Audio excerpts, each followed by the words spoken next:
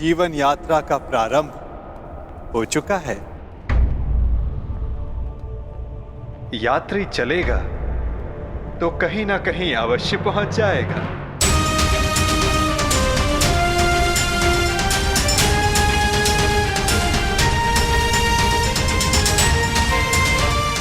मुझे नहीं ज्ञात कि मेरा लक्ष्य क्या है, नहीं ज्ञात कि मैं संसार में क्यों आई हूं, नहीं ज्ञात कि मेरा जन्म क्यों हुआ। जिस यात्री को अपना लक्ष्य ही ना ज्ञात हो, वो कहां पहुंचेगा? क्या आपने आज तक किसी को मेरी अवस्था में देखा है? हाँ, प्रत्येक को देखा है। जीवन धारा के प्रवाह में प्रत्येक के समक्ष ऐसी परिस्थिति आती ही है।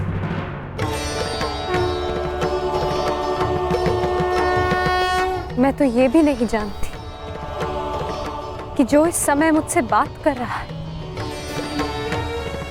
वो कौन है। मनुष्य का परिचय उसके कर्म होते हैं या किसी नहीं। नाम तो उसके स्थान, उसके वंश, उसके रूप के अनुसार रख दिए जाते हैं।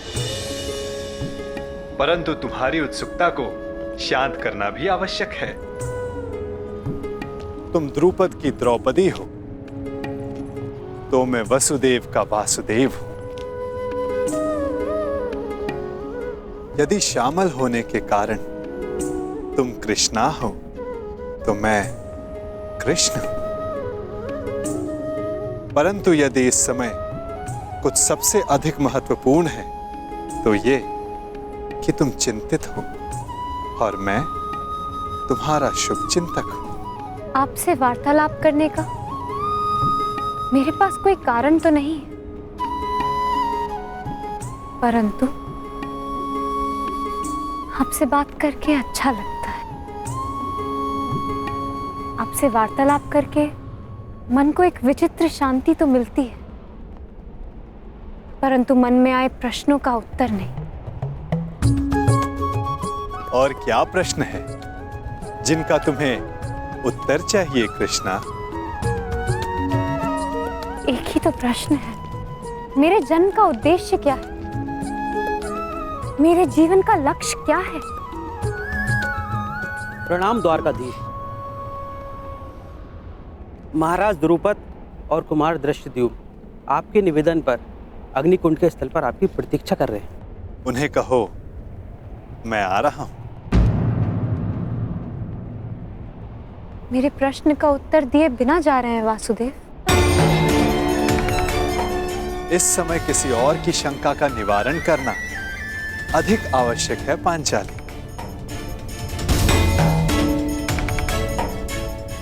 हो सकता है कि उस समाधान में तुम्हारे प्रश्नों का उत्तर भी तुम्हें मिल जाए।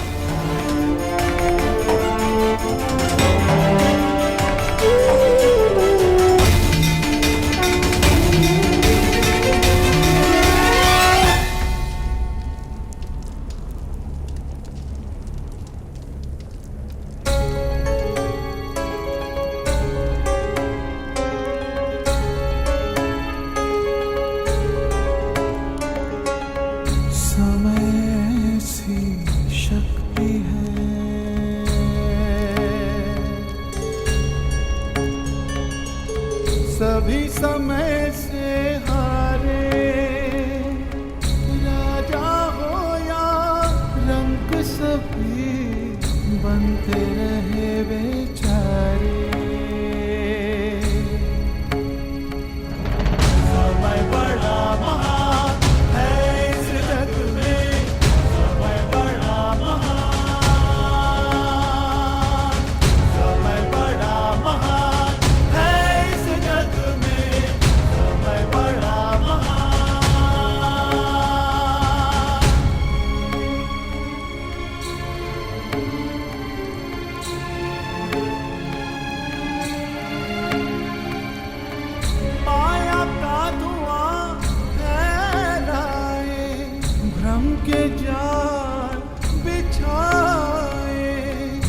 मन में घृणा द्वेष भरे, फिर अपनों को लड़वाए।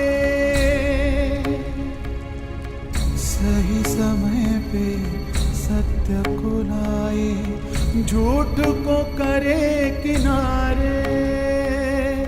राजा हो या रंक सभी बनते रहे बेचारे। समय बड़ा महान है इस जग में, समय बड़ा महान, समय बड़ा महान है इस जग में, समय बड़ा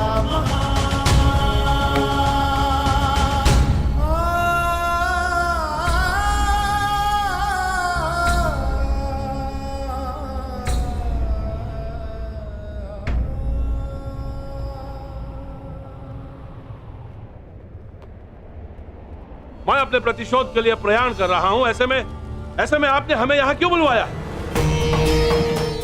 एक परीक्षण के लिए, एक प्रयोग के लिए।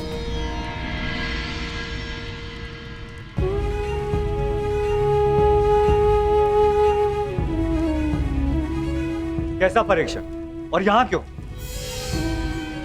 क्योंकि ये तुम्हारा जन्मस्थल है दृश्यदुम। इस स्थल को यज्ञ अग्नि ने पवित्र किया है। ऐसे स्थान मनुष्य के पंच दोष सामने ले आते हैं। काम, क्रोध, मोह, लोभ, अहंकार। इन पंच दोषों की ऊर्जा ऐसे स्थान पर धूम्र में परिवर्तित हो जाती है, और ये धूम तुम्हारे दोषों का है द्रुपद कुमार। दोष जितना अधिक होगा, धूम्र उतना सघन होता जाएगा। मैं कुछ समझा नहीं वासुदेव। अपने पुत्र के लिए आपका मोह पांचाल नरेश, ये पहला दोष है। मुझे इस बात पर विश्वास नहीं।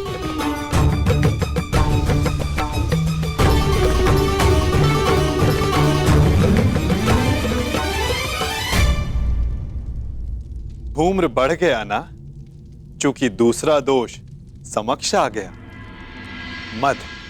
इन सब बातों का मंतव्य क्या है वासुदेव? क्या आप हमें हस्तिनापुर पर आक्रमण करने से रोकना चाहते हैं? नहीं, इसके विपरीत मैं तो इस आक्रमण में आपका साथ देना चाहता हूं पांचाल नरेश।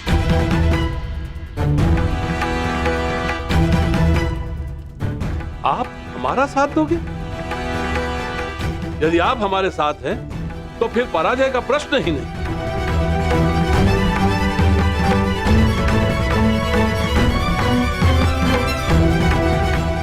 लोभ, तीसरा दोष। परंतु मैंने जो कहा, मेरा मंतव्य वही है पांचाल नरेश। मैं इस आक्रमण में आपके साथ रहूंगा, परंतु उससे पूर्व दृश्यदुम को मुझ पर एक प्रहार करना होगा।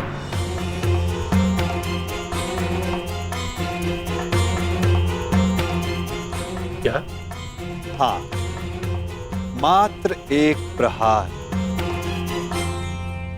मुझे यह जांचना है कि इस युद्ध में जिसका सहभागी बनने जा रहा हूं, क्या वो मेरे साथ का पात्र है भी या नहीं। परखना चाहता हूं कि ये महायोद्धा द्रोणाचार्य का वध करने में सक्षम है भी या नहीं।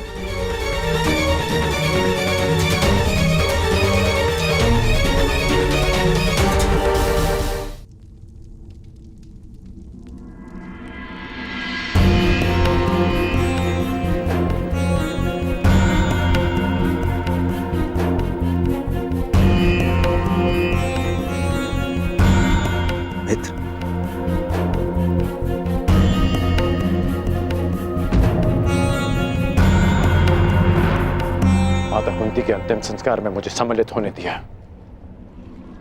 उसके लिए धन्यवाद। धन्यवाद कैसा कर्ण? मैं जानता हूं माता कुंती के साथ में तुम्हारा विशेष स्नेह था।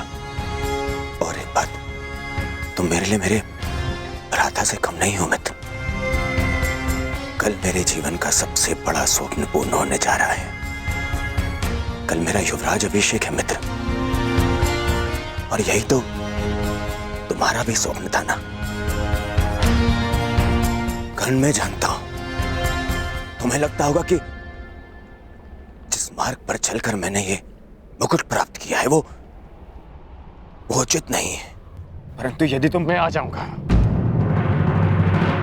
तुम्हारे अभिषेक के लिए मैं प्रस्तुत रहूंगा।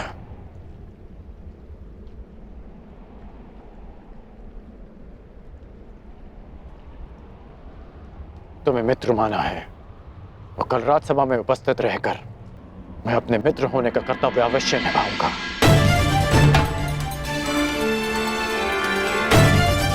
मैं जानता था मेरा ये मित्र मुझे कभी निराश नहीं करेगा।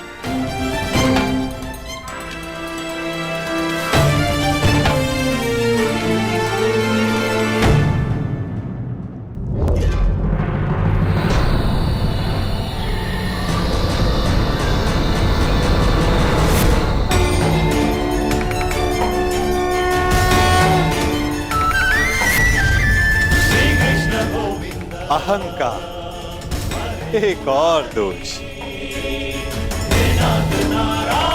क्या हुआ दृष्टिदुम्न? आगे बढ़ो, प्रहार करो।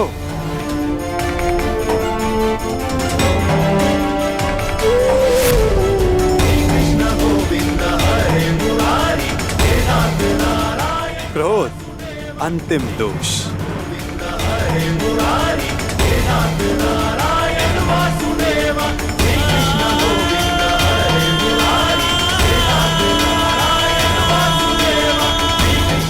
वासुदेव, मैं आपका मंतव्य समझ गया।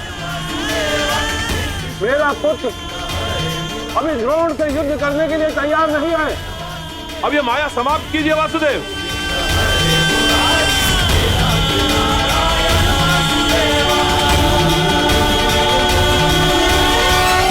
माया का बाण छूट चुका है पांचाल नरेश। जब तक सारे लक्ष्य भेद नहीं देता, रुक कैसे सकता है? अब कौन सा लक्ष्य शेष है?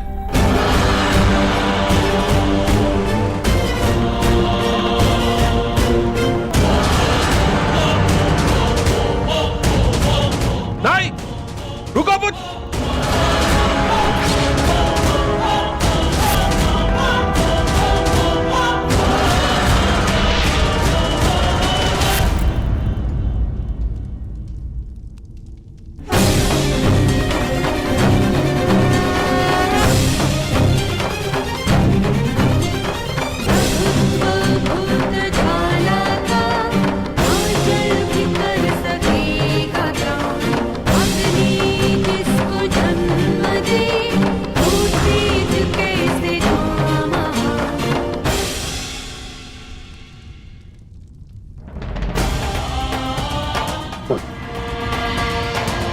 तुमने मेरे प्राणों की रक्षा की।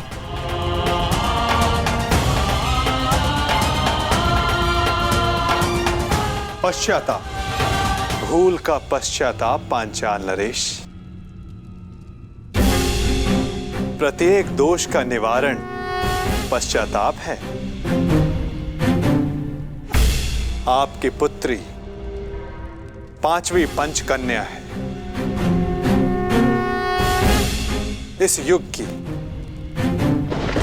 इकलौती।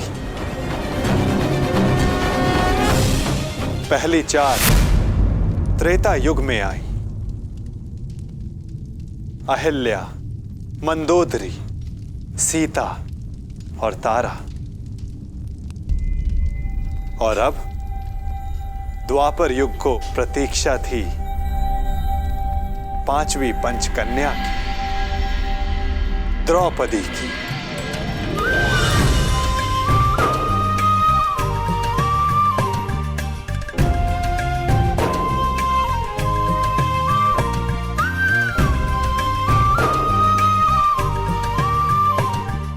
अब तुम्हारे प्रश्नों का उत्तर देने का समय आ गया है पांचाली।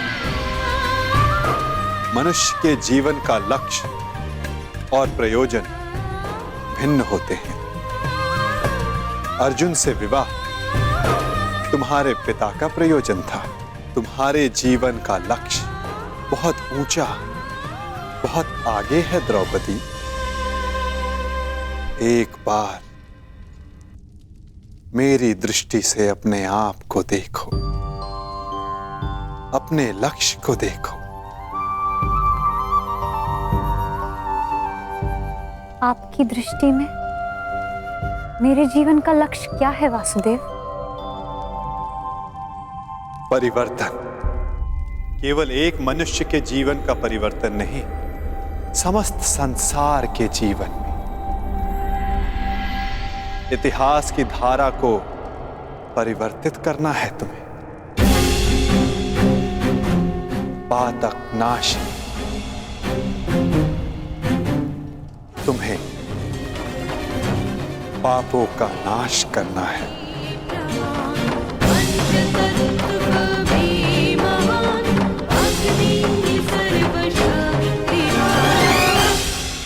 आपने मेरी आंखें खोल दी केशव। मैं सौभाग्यशाली हूं पुत्र कि मुझे द्रौपदी जैसी पुत्री प्राप्त हुई। वासुदेव, अब आप ही मेरा मार्गदर्शन कीजिए और मुझे बताइए मुझे आगे क्या करना है।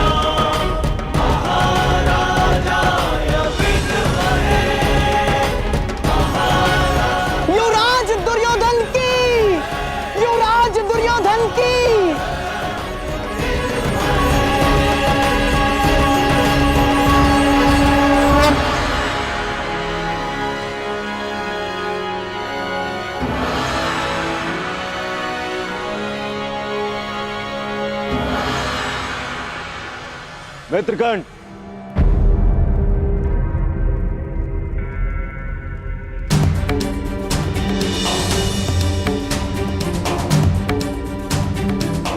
आज मैं बहुत प्रसन्न हूं मित्र, क्योंकि आज मेरा सबसे प्रिय मित्र मेरे अभिषेक में मेरे साथ उपस्थित था।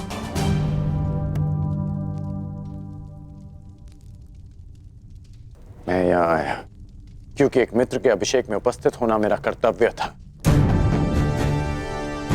तुम्हारा मित्र तुम्हें युवराज बने देखना चाहता था और उसकी अभिलाषा पूरी हुई, और हमारे साथ की अवधि भी। मैं सदा के लिए तुम्हारा साथ छोड़कर जा रहा हूं।